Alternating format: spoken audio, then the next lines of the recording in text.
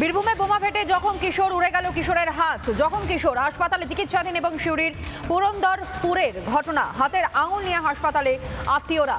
যেই ছবি এবং যে ঘটনা এই মুহূর্তে আপনাদের সামনে আমরা তুলে ধরছি, বীরভূমে বোমা ফেটে জখম কিশোর।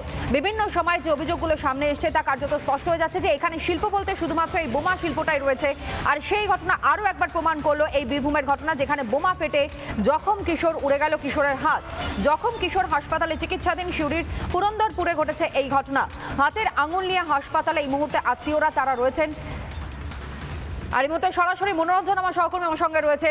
মনোরঞ্জন, এই মুহূর্তে সেই কিশোরের পরিস্থিতি কি রয়েছে, চিকিৎসকেরা কি বলছেন আগে প্রথমে জানাও, এবং তারপর জানবো অবশ্যই এই বোমা সেই স্থানে কিভাবে আসলো এবং এই দুর্ঘটনা কিভাবে ঘটলো। হ্যাঁ দেখো, এইটাও কিন্তু সব থেকে বড় প্রশ্ন। প্রথমে বলে রাখি, ওই কিশোরকে এই মুহূর্তে সিউড়ি সুপার স্পেশালিটি হাসপাতালে চিকিৎসা করা হচ্ছে। তার হাতে গুরুতর চোট রয়েছে, তার আঙুল ক্ষতিগ্রস্ত হয়েছে এমনটা আমরা জানতে পারছি।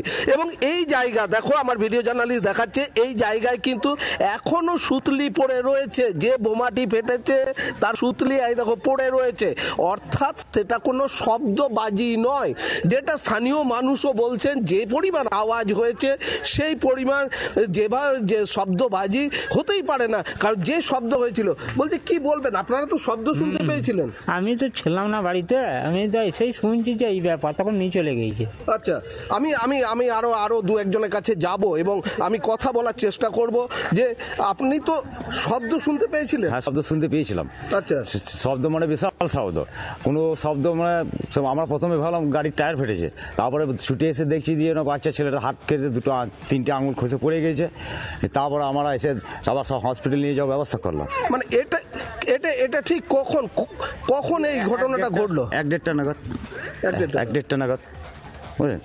আমরা তো পাশে নিজে নিজে বাড়িতে আছি, আওয়াজটা পেয়েছি, আমরা ছুটে এসেছি। এটা কি চকলেট বোম? না না না, চকলেট বোম বা কোনো ধানি বোম ওইসব কিছু না। তাহলে কি হতে পারে? এটা আমাদের যা মানে ধারণা, বাঁধা বোম যেটা বলে ওই ধরনের বোম।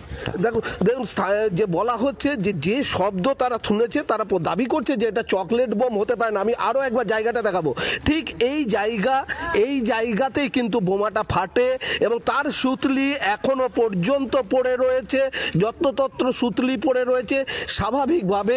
এবং এই দিকে যেভাবে রক্ত পড়েছে ওই কিশোরের হাত থেকে, সেই রক্ত পড়েছে এবং এই সুতলি থেকে একটা ঘটনা পরিষ্কার হচ্ছে যে এই বোম কখনোই শব্দবাজি হতে পারে না।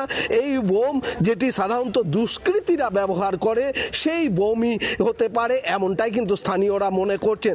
সেইভাবে প্রশ্ন উঠছে, আমার ভিডিও জার্নালিস্ট দেখাচ্ছে এই মাঠের পর পুকুর এবং তারপরই হচ্ছে তৃণমূল কংগ্রেসের পার্টি অফিস, এইরকম একটি জায়গায় এবং চারদিকে জনবহুল এলাকা।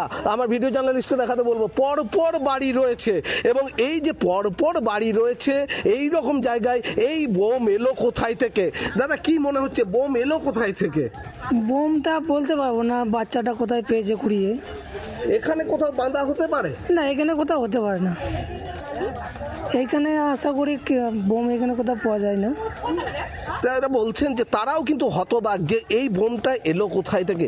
তবে এই বোম যে আওয়াজ হয়েছে, আমি আরও একবার আপনার সাথে কথা বলার চেষ্টা করব যে এই বোম যে হলো, যে বোমটা ফাটলো, যার শব্দে কেঁপে উঠলো এলাকা, এই বোম নিশ্চয়ই এখানেই কোথাও বাঁধা হয়েছে। না, এরকম ধরনের কোথাও তো শুনি নাই বা জানি না, দেখিও নাই। আমাদের এই এরিয়াতে বাঁধাও দেখি নাই, বা বোম পাওয়া যায় সেটাও মানে দেখি নাই, জানা নেই। এটা তো বাচ্চা ছেলে বোমটা কোথায় যে পেয়েছে সেটা বলতে পারছি না আমরা। হ্যাঁ, আমরা এসে দেখেছি বাসটা আওয়াজ পেয়েছে, সেই তখনই ছুটে এসেছি। সব নিজে নিজে বাড়ি ছিলাম আমরা, তখনই বাসটা পরেই আমরা এসেছি। এবার বোমটা যে কোথাও পাওয়া গেছে সেটা বলতে পারবো না, বলতে পারছে না।